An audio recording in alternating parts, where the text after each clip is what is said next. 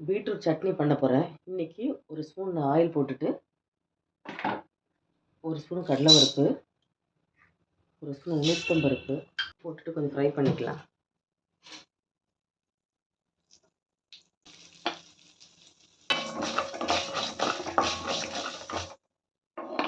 எடுக்கிறீர்கள் சொல்லிட்டு ஒரு 10 சின்ன வெங்காயம், 4 பல் பூண்டு, 2 பச்சை மிளகாய், 4 காஞ்ச மிளகாய் போட்டு நல்லா 2 நிமிஷம் வதக்கிடலாம். சேர்த்துக்கிறேன்.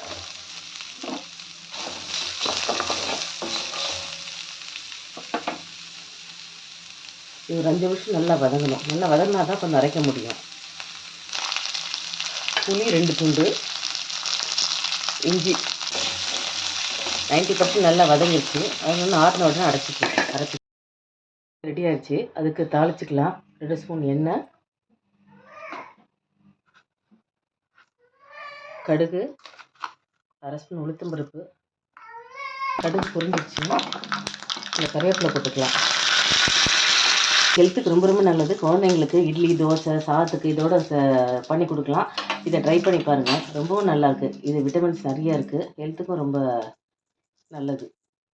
லைக் பண்ணுங்கள், ஷேர் பண்ணுங்கள், சப்ஸ்கிரைப் பண்ணுங்கள், கமெண்ட் பண்ணுங்கள்.